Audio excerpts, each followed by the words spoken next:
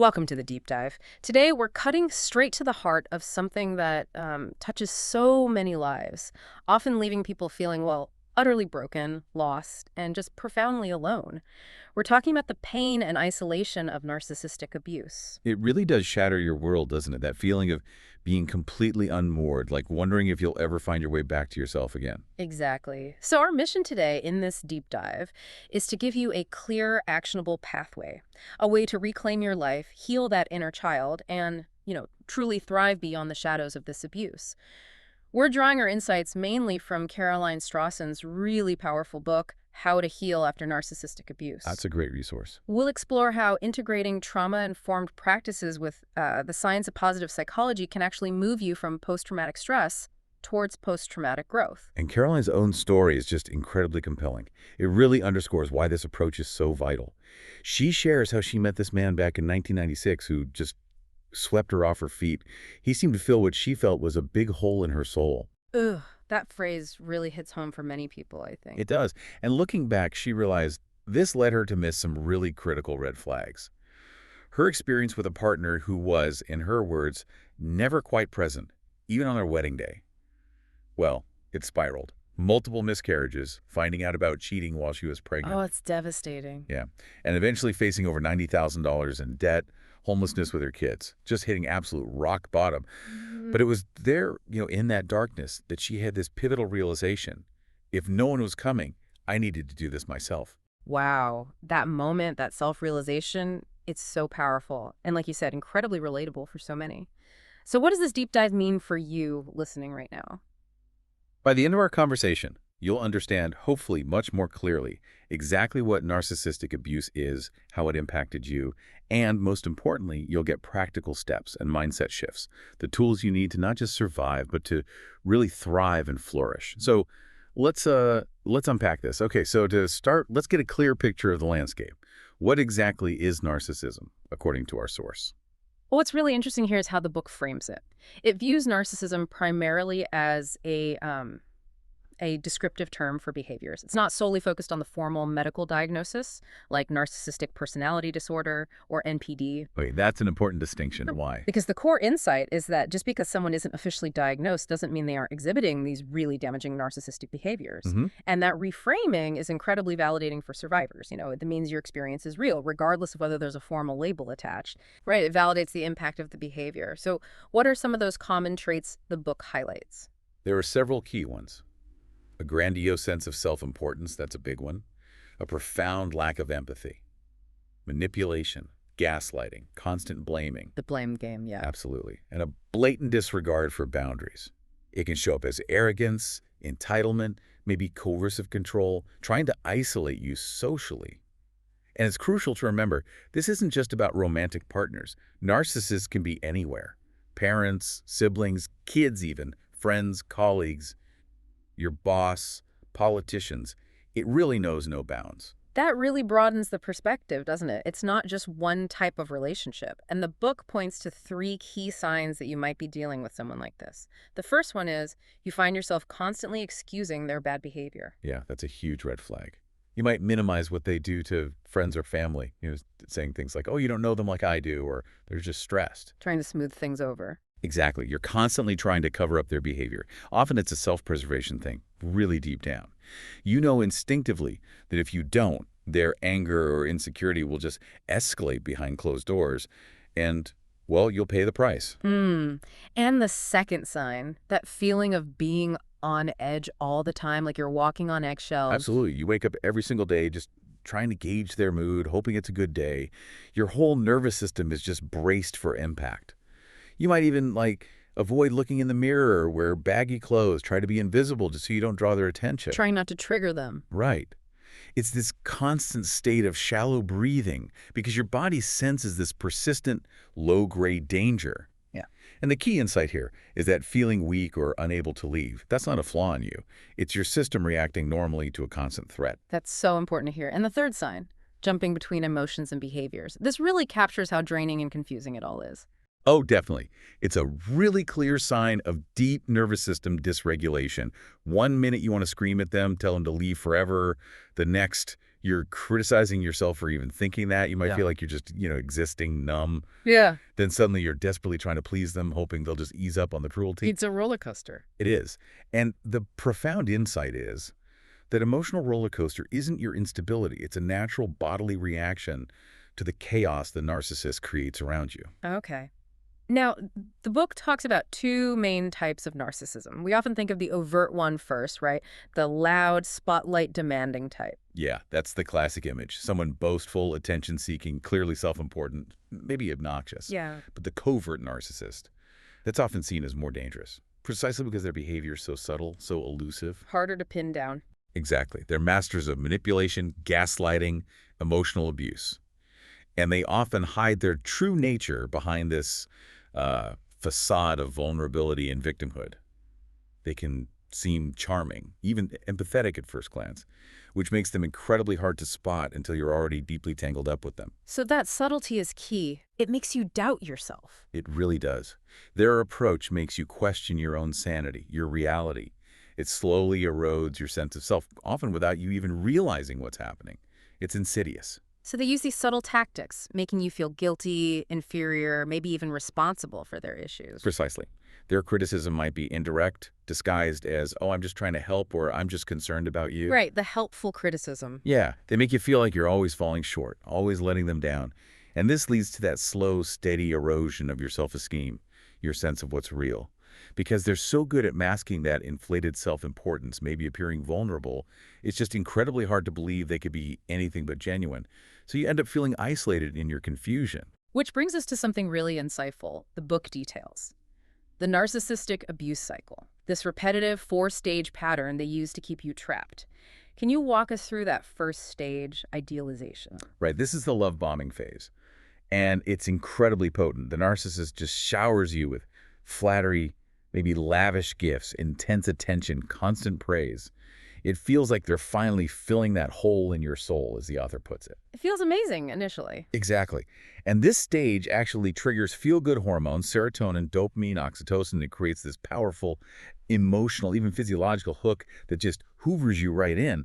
But the key insight, the tough one, is that this isn't real connection. It's strategic. It's designed to create that powerful bond fast. Okay. And then almost inevitably comes the shift, stage 2.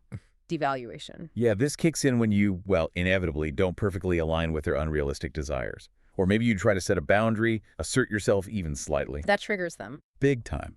It triggers their deep insecurity, so they punish you to regain control. This can look like harsh criticism, outright cruelty, rejection, maybe explosive rage, or that devastating silent treatment. The silent treatment. It's awful. And this stage floods your system with stress hormones, cortisol, adrenaline.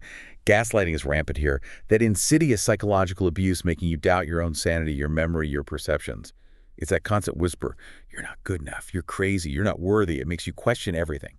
And the third stage, the painful discard.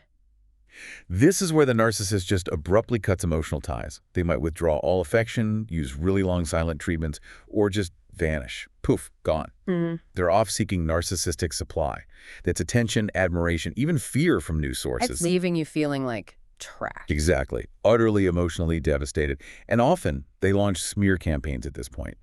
They use what the book calls flying monkeys, people who believe the narcissist lies, or just go along with their story to avoid becoming targets themselves. So they isolate you further. Precisely. The goal is to trash your reputation, make sure you feel like you have nowhere to turn. And then, almost cruelly, after all that, they might try to come back. Stage 4, reconciliation. Yes, this is the hoovering attempt again, designed purely to suck you back into the cycle. They might suddenly reappear with big romantic gestures, tearful apologies, promises they'll change. Anything to regain control. But it's not real change. No. Once you're back in, the cycle just starts all over again. The profound insight here is recognizing this isn't genuine remorse, it's manipulation. It's designed to reestablish the control they crave. It's that horrible roller coaster. Tension builds, explosion, temporary calm, repeat. And it's designed to keep you physiologically hooked, trapped. The effects of all this sound incredibly deep, really damaging. The source talks about symptoms matching complex post-traumatic stress disorder, CPTSD. Oh, they absolutely are. CPTSD often develops from ongoing, repeated trauma and abuse, which is exactly what narcissistic relationships dish out. It leads to things like emotional dysregulation, chronic anxiety, depression. The author herself experienced CPTSD. She had anxiety with these random bursts of irritability, obsessive behaviors, hypersensitivity. That sounds exhausting. Totally. She even mentions self-harm, describing it as a desperate way to focus on physical pain instead of the overwhelming emotional pain, which is heartbreaking, but understandable in that context. And that chronic stress, the constant cortisol release, it messes with everything. Your body's hunger signals get disrupted, often leading to cravings for comfort foods just to try and self-soothe. And it can impact physical health, too. Definitely. Dr. Gabor Mate notes a significant percentage of autoimmune disorders are diagnosed in female people-pleasers. It shows how that internalized, unexpressed pain can literally manifest physically. Wow. And this often affects intimacy, too, right? Avoiding closeness. It really does. It's a very common, very natural response to that level of trauma and betrayal. It's not about your worth or desire for connection. It's a deep protective mechanism kicking in. After experiencing multiple affairs, the author found it incredibly difficult to be intimate with her ex. Her system just screamed danger. Understandable. And then there's something called reactive abuse. This sounds particularly cruel because it makes the victim doubt themselves even more. It is cruel and devastatingly effective for the narcissist. Reactive abuse is when they deliberately manipulate a situation to provoke a strong emotional reaction from you. So you look like the abuser. Exactly. They poke the bear, insults, gaslighting, outrageous accusations, anything to get a rise out of you. They might even record it secretly to use as proof later that you're the unstable one. They are masters of blame shifting. That's infuriating. It is. But the crucial liberating truth here for anyone listening is this. If you react, if you shout, argue, even lash out, you're not weak or stupid. It is not your fault. Say that again? It is not your fault. You are being abused. Your system is simply trying desperately to protect you from an intolerable, crazy-making situation. Okay, so given all of this, the cycle, the manipulation, the effects, what about hope? Can a narcissist change? That's the million-dollar question, isn't it? Yeah. The one survivors ask with so much hope and pain. And the quick, honest answer, according to our source, is unequivocally no. No, really? Really, there is nothing you can do to change a narcissist. Their pattern of projecting their pain is deeply, deeply ingrained. It stems from their own profound, unhealed wounds that they simply cannot or will not feel or acknowledge. So they project it outward onto others. So the focus has to be on the survivor. Absolutely. Therefore, your healing, your focus on yourself is paramount. You cannot change them, but you absolutely can change how you respond and shift your focus entirely onto your own well-being and recovery. That's where the power lies. Okay, so if we pivot to healing, where do we start? The book talks about unpacking your healing blueprint, beginning with attachment styles. This sounds foundational. Yes, absolutely foundational for understanding our relationship patterns. John Bowlby and Mary Ainsworth's attachment theory is key here. It explains how our earliest experiences with our primary caregivers, were they consistent, nurturing, or inconsistent and neglectful, how those experiences profoundly shape our emotional development and, critically, our adult relationships. How we connect with people later on. Exactly. The core insight here is that understanding your own attachment style and often recognizing the narcissists helps you grasp the deep roots of the abuse. It helps you see the patterns that kept you stuck. And, maybe most importantly, it validates your feelings, your fear, your anxiety. It's often a natural reaction to an unhealthy, insecure bond, not something wrong with you. That validation is huge, and narcissists often have specific styles. Very commonly, yes. They often exhibit avoidant or disorganized attachment styles. That emotional distance, that inconsistency, it fits the pattern. So what are the main styles the book outlines? There are 4 main ones. Secure, where you feel comfortable with both intimacy and independence. You feel safe in connection. Anxious, often characterized by clinginess, a deep fear of abandonment, constantly seeking validation and reassurance. Avoidant tends towards emotional distance, difficulty with intimacy, that never quite present feeling we mentioned earlier, often seen in narcissists. Oh. And disorganized, which is a really challenging mix of anxious and avoidant behaviors, clinginess mixed with pushing away, very contradictory signals. And the author, Caroline, realized her own style played a role. She did. She realized she had an anxious attachment style, likely stemming from having an anxious mother and an avoidant father. She talks about how this relational blueprint, this hole in her soul, actually made her like a magnet for a narcissist who initially seemed to fill that void perfectly with the love bombing. Wow, the book even mentions an attachment style quiz as a tool. That sounds like a really practical way to start understanding your own operating system in relationships. It's a great starting point for self-discovery. Okay, but then it moves to a really crucial, empowering point. It's not your fault. And this connects directly to healing the inner child. This is so vital because survivors carry so much undeserved self-blame. The book really emphasizes that trauma isn't just the big T events war, major accidents, physical abuse. Trauma is any event or behavior that overwhelms your nervous system's ability to cope. Even less obvious things like feeling consistently unloved as a child, constant criticism, maybe even minor accidents that felt scary at the time. So it broadens the definition of trauma quite a bit. It does. And the truly liberating insight here is about how kids process things. Children are naturally egocentric.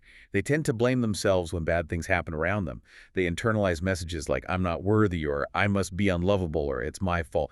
So they start accumulating these pebbles, rocks, and boulders in an invisible backpack that just silently weighs them down throughout life. And that leads to the inner child concept.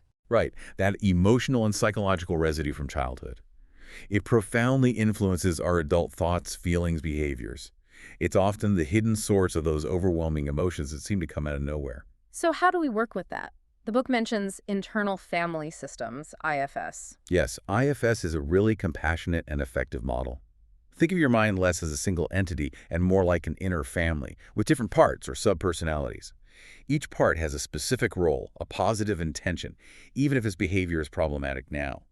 And crucially, IFS believes we all have a core why self at the center. A core self. What's that like? This core self is inherently wise, calm, and compassionate. It has innate qualities like confidence, compassion, clarity, creativity, curiosity, courage. The C words, it's always there, underneath the parts. Okay, so if the core self is there, what are these parts doing? Why do they cause problems? Well, we have exiles. These are the parts that hold our core emotional wounds from childhood. The pain, fear, shame. Beliefs like I'm not good enough, I'm unlovable. They get kind of stuck or frozen in our system. The vulnerable parts. Exactly. And then we have protector parts, whose job it is to keep these exiles from being hurt again, to keep that intense pain from overwhelming us. There are two main types of protectors. Managers are proactive. They try to control our lives to prevent the exiles from being triggered. Think perfectionism, people-pleasing, being a high achiever, trying to anticipate needs. Trying to keep everything under control. Right.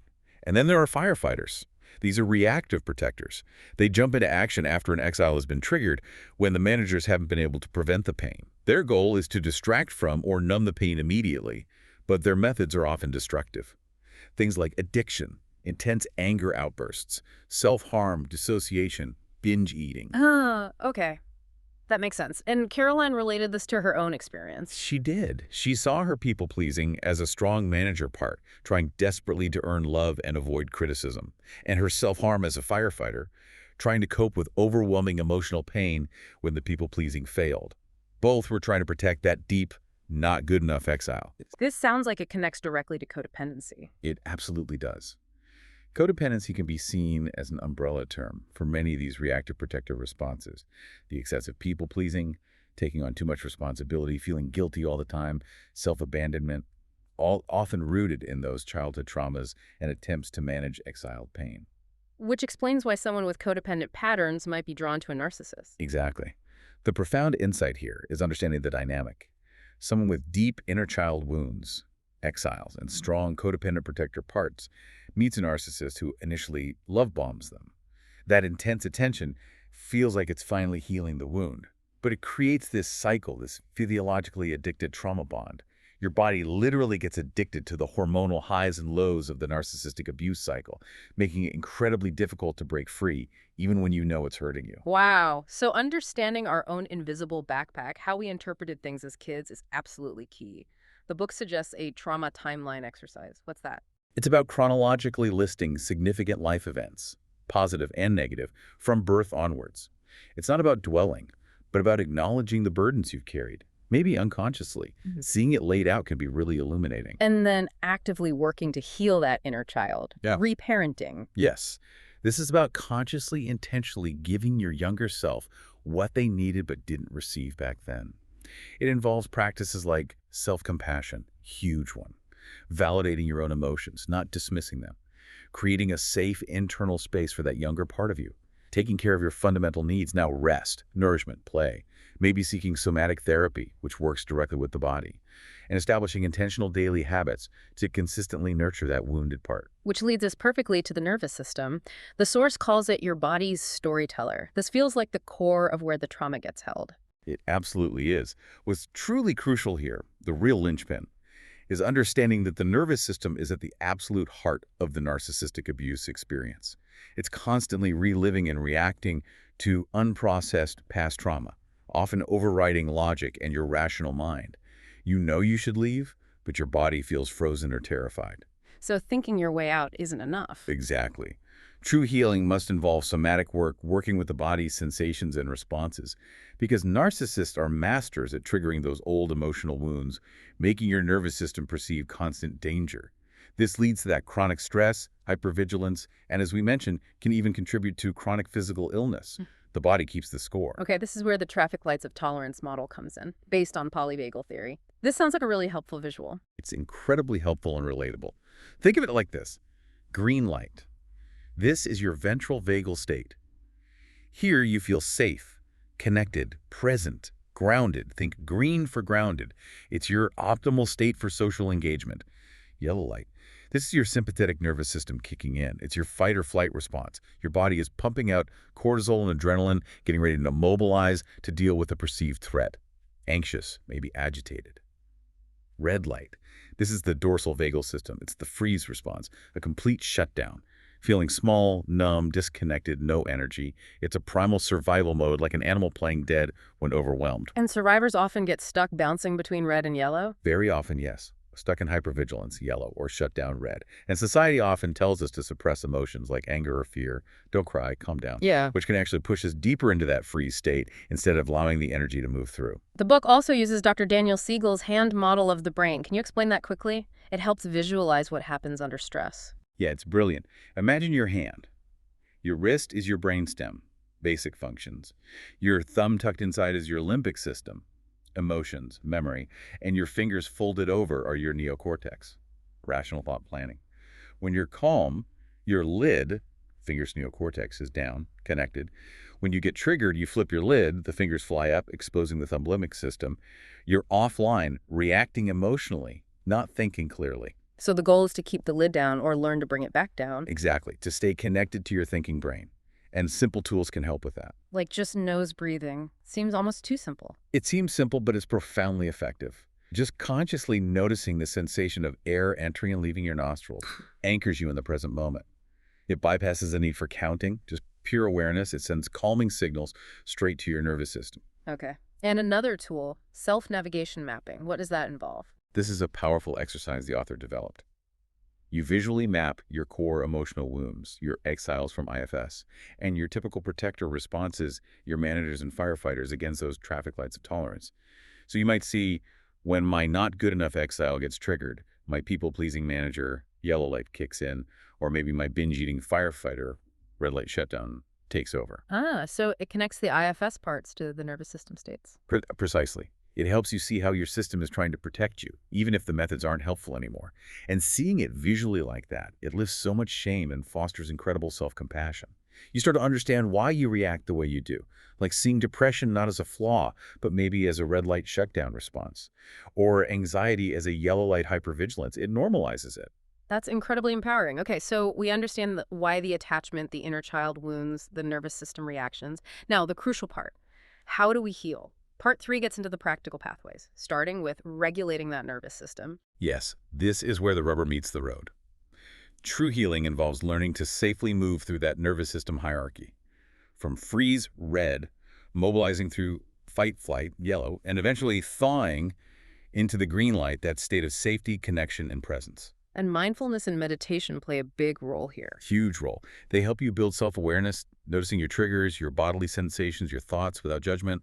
They reduce stress and help you consciously shift your state back towards that green zone, back online. And one really tangible tool mentioned is the comfort router box. I love the sound of that. Isn't it great? It's a simple but brilliant idea.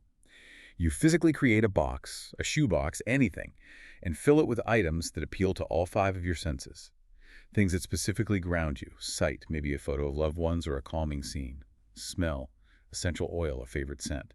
Sound, a specific playlist, nature sounds. Touch, a smooth stone, a soft piece of fabric. Taste, a small piece of dark chocolate, mints. So it's personalized. Completely personalized. The idea is, when you feel overwhelmed, triggered, heading into yellow or red, you open the box. Engaging your senses pulls you immediately back into the present moment, back online. Caroline mentions hers has photos, an aroma ball, Spotify playlists, a stone chocolate. And it's a fantastic activity to do with kids, too. It opens up conversations about emotions and gives them a tangible tool for self-soothing. That's lovely. Now, what about breath work versus breathing techniques? You mentioned a distinction earlier. Right. It's a subtle but important difference. Think of breathwork practices like the 5-2-8 breathwork as ways to consciously regulate and calm your system down. Inhale for 5, hold for 2, exhale for 8. That longer exhale is key. It signals safety to your nervous system, tricks your body into feeling safe. Okay, so that's for calming. What about breathing techniques? Breathing techniques, like the VU breathing technique, are often more about mobilizing and discharging pent-up energy, especially moving out of freeze or releasing fight-flight activation. With VU breathing, you inhale through the nose, then exhale slowly with a deep, vibrating VU sound, like a foghorn, maybe 8-10 times. This vibration actually stimulates the vagus nerve, sending calming signals from your gut up to your brain. It helps tone the vagus nerve, which is crucial for better regulation overall. Interesting. So how do we physically discharge that fight-flight energy? The book says feeling anger can actually be a sign of healing, right? That you're moving out of freeze. Absolutely. Feeling anger means you've shifted from that numb, shut-down state, red, into activation, yellow. Your body is ready to fight or flee, which is a necessary step in completing the trauma response cycle that got interrupted. So the book suggests tools like towel work. You take a towel, roll it up, grip it tightly, and twist it horizontally, really putting effort into it. And importantly, you add your voice making sounds like voo or ah, or even just growling. It gives that mobilized energy a physical outlet. Getting it out of your body. Exactly. Similarly, the wall push. You stand facing a wall, step into a lunge, place your hands on the wall, and push, really push, like you're trying to move it. Visualize releasing that pent-up energy through your hands and feet. Again, using your voice is encouraged. These techniques honor the body's natural impulse to fight or flee, to complete the cycle, which often gets suppressed during trauma. It's incredibly releasing. So these help discharge the yellow light energy. How do we cultivate staying in the ventral vagal state, the green light? It's about building consistent daily practices.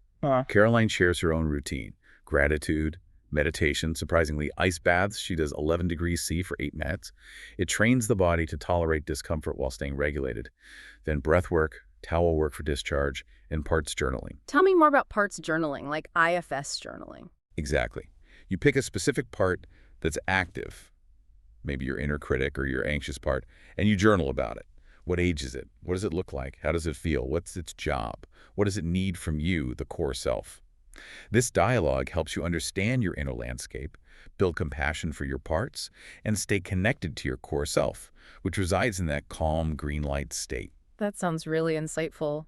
The book also mentions transformative language, shifting how we speak. Yes, the power of words. Specifically shifting from stop apologizing to start thanking. So instead of sorry I'm late, try thank you for your patience. Instead of sorry for rambling, maybe thank you for listening. Oh, I like that. It shifts the energy. Completely. It fires different, more positive neural pathways. It moves you from a mindset of deficit or apology to one of gratitude and appreciation. Small shift, big impact on well-being. And finally, nervous system mapping.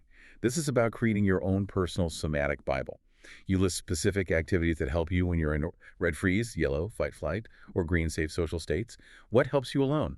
What helps when you're with others? Co-regulation. Having this map makes you the expert on your own system. It removes guesswork and, again, lifts so much shame. Oh, when I feel like this, Red, I know that wrapping in a weighted blanket helps. That's incredibly practical. Yeah. Okay, moving on from regulating the body, the book integrates the power of positive psychology. How does that fit in with trauma healing? Seems almost counterintuitive sometimes. It might seem that way, but it's actually synergistic. It's not about ignoring the pain or just thinking positive. It's about actively building resources alongside the trauma work. It means you don't just aim to bounce back to where you were before the trauma. You aim to bounce forward, integrating the experience into a stronger, more resilient version of yourself. Positive psychology focuses on strengths, flourishing, meaning. And it starts with self-compassion. Absolutely. The book hammers this home. Self-compassion is the bedrock. It's essential for reducing shame, which the book calls the master emotion, that keeps us stuck, and for counteracting that harsh inner critic that narcissistic abuse often installs in our minds. So practical tools for building that? The audio to your inner best friend sounds intriguing. It's brilliant. You literally write down 30 things, big or small, that you are genuinely good at or like about yourself. I'm a good parent. I make great coffee. I'm resilient. I have kind eyes. Then you record yourself reading this list, maybe 3 times over, and you listen to it daily. It's like reprogramming your brain, directly countering the years of negative messages and self-abuse. Wow, that's direct. What about the self-terror vision board? Similar idea, but visual. You create a collage, pictures, words, colors that represents your self-care goals and what nourishes you. Images of nature, meditation, healthy food, words like balance, joy, peace, reminders of activities like deep breathing, taking a walk, connecting with friends. It keeps your goals visible and inspiring. Nice. And meditation techniques. A 10-minute body scan. Yeah, a classic mindfulness practice. Gently guiding your awareness through your body, noticing sensations without judgment. It anchors you in the present and promotes relaxation. Very accessible. And loving kindness meditation, or metta. Oh, this one is profoundly powerful for cultivating compassion. It's an ancient Buddhist practice. You silently repeat phrases, first directed towards yourself. May I be safe. May I be happy. May I be healthy. May I live in peace. May my heart be filled with love and kindness. Then you gradually extend these wishes outwards to loved ones, neutral people, difficult people, if you feel ready, and eventually all beings. Recording yourself guiding this meditation and listening daily, say for 28 days, can genuinely rewire your brain for kindness, especially towards yourself. That sounds beautiful. And a self-compassion letter. This is where you identify something you feel inadequate about, maybe something the abuse made you believe about yourself. Then you write a letter to yourself about it, but from the perspective of an imaginary, unconditionally loving and compassionate friend. What would they say to you? Offering understanding, kindness, reassurance. So many good tools here. What are the daily exceptions journal? This is about shifting focus. Instead of tracking problems, you actively look for and write down times when the problem didn't happen, or when things were even slightly better. Today, I didn't criticize myself for 2 hours. I felt calm for 10 minutes this afternoon. It trains your brain to notice what's working, what's right, however small. Building on positives? Yeah. And gratitude habits. Just weaving gratitude into daily life. Maybe reaching out randomly to thank someone, expressing thanks immediately in the moment, eating mindfully, savoring the food, slow it down, eating, taking time in the evening to appreciate things, and crucially, turning towards gratitude when you feel triggered as an anchor. And finally, positive affirmations, like the words we hear about. Exactly, but making them personal and potent. Choosing affirmations that resonate with you, like I am enough, I am worthy of love and respect, I am healing, and then plastering them everywhere. Passwords, post-it notes on the mirror, phone background. Daily repetition helps embed these new beliefs. Okay, so all these practices, nervous system regulation, positive psychology, they're designed to lead towards something the book calls post-traumatic growth, or PTG. This sounds like hope materialized. It really is. It's a concept developed by researchers Tedeschi and Calhoun. PTG suggests that profound positive personal transformations can actually occur because of struggling with trauma, not just in spite of it. Caroline uses this powerful analogy. The narcissistic abuse was like a painful, horrible, but ultimately life-saving alarm clock. It forced her to wake up and finally examine her deep childhood wounds. And healing those wounds, though incredibly hard, ultimately led her to feel truly alive in a way she never had before, instead of just existing. That's a powerful reframe. But it doesn't negate the pain. Absolutely not. And that's the crucial nuance. PTG does not minimize the suffering or use the abuse in any way. It acknowledges that significant growth can coexist with adversity. It's about finding meaning and strength through the struggle, which builds resilience and makes you better equipped for future challenges. So what are the key areas where this growth typically shows up? The book mentions 5. Right. Tedeschi and Calhoun identified these common areas. 1, a renewed appreciation for life. Just a deeper sense of gratitude for everyday things. 2, a stronger sense of personal strength. That feeling of, if I survived that, I can handle anything. Real inner resilience. 3, enhanced relationships. Often leads to deeper empathy, a reevaluation of connections, maybe doing a friend's cleanse, and learning to set much healthier boundaries. Prioritizing genuine connection. Exactly. 4, finding greater meaning or purpose in life. Sometimes people become advocates, therapists, educators in this field, like Caroline, turning pain into purpose. And 5, opening up to new possibilities, considering life choices or paths you might never have thought of before. The trauma cracked things open. And there's an exercise to help foster this. Express your feelings journaling. Yes, simply writing freely about all the emotions related to the abuse, the anger, sadness, fear, confusion. No editing, no judgment. It helps validate your experience, release pent-up feelings, gain clarity. The book even notes that tears are physiologically designed to help regulate our nervous system, so letting them flow is healing. And this all connects deeply to legacy, right? The idea of healed people heal people, breaking those generational cycles of trauma so they don't get passed down. That's profound growth. It really is. Which ties beautifully into the next idea. Framing the story of your healing, using Joseph Campbell's hero's journey. This sounds like such an empowering way to rewrite your narrative. It's incredibly powerful. It takes you from feeling like a victim of circumstances to recognizing yourself as the hero of your own life story, navigating challenges and emerging transformed. It provides a map, a structure for understanding your own incredible journey of transformation. So can we walk through those stages, adapted for healing from this kind of abuse, and maybe listeners can reflect on where they might be on this path? Absolutely. Let's do that. The call to adventure. This is that moment of acknowledging the abuse, realizing something is deeply wrong. The wake-up call. Yes. Then often comes the refusal of the call, that period of denial, fear, self-doubt. Is it really that bad? Is it me? Am I exaggerating? Yeah. Meeting the mentor. This is seeking help, finding a therapist, reading a book like this one, confiding in a supportive friend, finding a community, getting guidance. Taking that first step to reach out. Right, then crossing the threshold, making the conscious decision to change, to leave, or to start the deep work of healing. A point of no return. Tests, allies, and enemies. Facing the inevitable challenges, financial fears, loneliness, maybe smear campaigns from the abuser and their allies, flying monkeys, but also identifying true allies who support your journey. Navigating the fallout. Exactly. Approaching the inmost cave. This is the preparation for and the beginning of the deep dive into painful memories, core wounds, the trauma itself. The book emphasizes doing this slowly through titration. Titration. Meaning? Meaning you approach the difficult stuff in small, manageable doses, like adding drops of a potent substance to a solution, rather than flooding your system. Gently processing, not re-traumatizing. Okay, crucial distinction. Very. Then comes the ordeal. This is the core healing work itself, engaging deeply with the pain, the grief, the anger, using strategies like IFS, somatic work, positive psychology tools, facing the dragon, essentially. The reward. This is acknowledging the fruits of your labor, recognizing your newfound strengths, insights, self-compassion, the positive changes you've made, claiming the treasure. Seeing the progress. Yes, the road back, starting to integrate your healing into your life, moving forward into new beginnings, perhaps setting new boundaries, making different choices, armed with your new wisdom.